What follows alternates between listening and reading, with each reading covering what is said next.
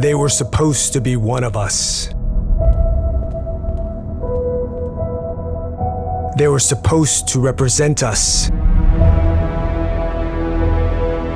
We elected them to serve us,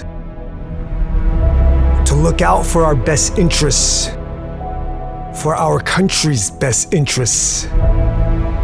But that's not what they're doing. What they're really doing can only be defined as war. A war against a single enemy. Us. We tried to go back to normal. We tried to go back to how it was before. Before the lockdowns, before the riots, before everything was turned upside down. But our ruling class will never allow normal, because normal does not get them elected. Sowing division gets them elected. Sowing hate gets them elected. These are the people who should be working for us. But instead we worship them like prophets. Prophets who pretend to care about truth and justice, but they're all after the same goal. Power. While many today want to talk about income inequality, the large divide is one of power inequality. Those with political power get to operate by a different set of rules than the rest of us. The power elite, the people who grease the wheels for themselves, are the most dangerous ones.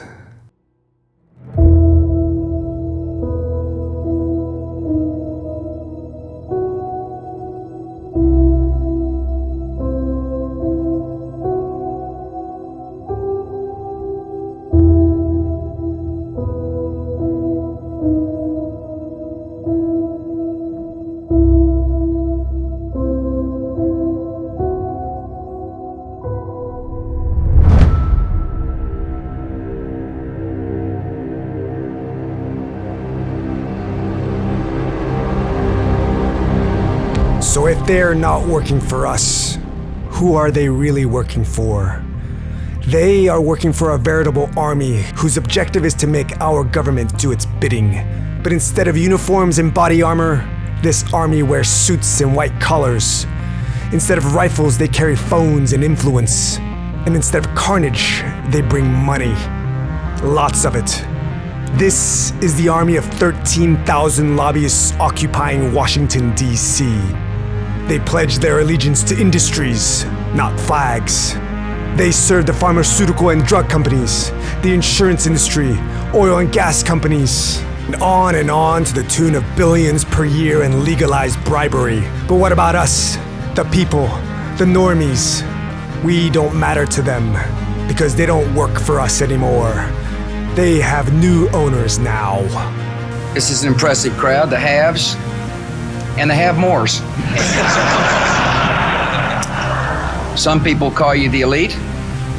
I call you my base. Now it's just an oligarchy with unlimited political bribery. Now we've just seen a complete subversion of our political system as a payoff to major contributors who want and expect and sometimes get favors for themselves after the election's over. And what about our dear rulers? What's in it for them? It's definitely not the honor of serving the people. They get to take part in the great game of legalized insider trading. They get access to sensitive information and pending legislation so they can buy the dip or cash out at just the right moment, allowing them to make millions from making bets on the same industries they're responsible for regulating. Are there consequences if they're caught? Of course, while us normies will get 20 years in jail, our esteemed rulers are slapped with a punishing $200 fee. And they don't even have to pay that because there's no public record that exists that tracks who receives a fine. So in summary, you can go to Congress as a plebe, but come out as an oligarch yourself. Because when it comes to trading stocks the congressional way, it's to the moon, motherfuckers.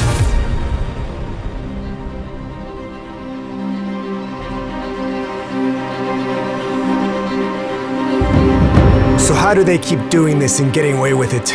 It's easy. Their game is not about unity, it's about division.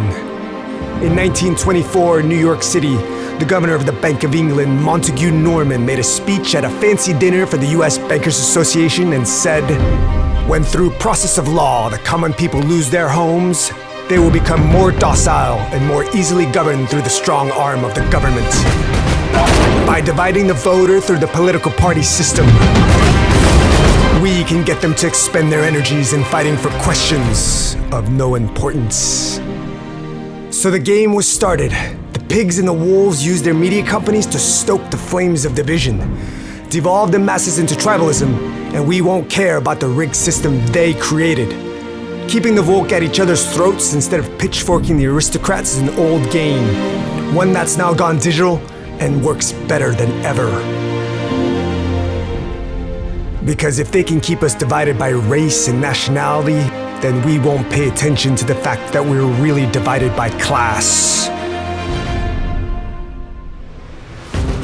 And normal people, like you and me, just trying to scrape by and live life, are being tricked into fighting a culture war to stop us from fighting a class war.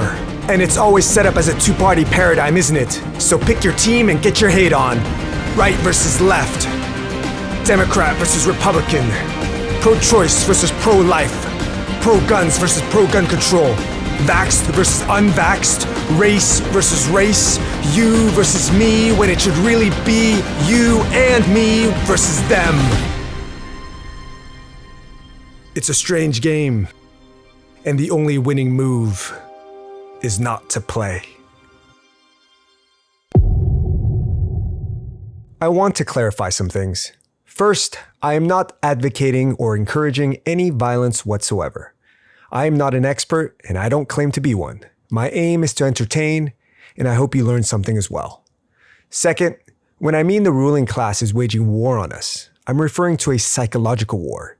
In 1961, a renowned physicist once told US Defense Secretary Robert McNamara, while World War I might have been considered the chemist's war, and World War II was considered the physicist's war, World War III might well have to be considered the social scientist's war. In other words, a war of ideas for hearts and minds.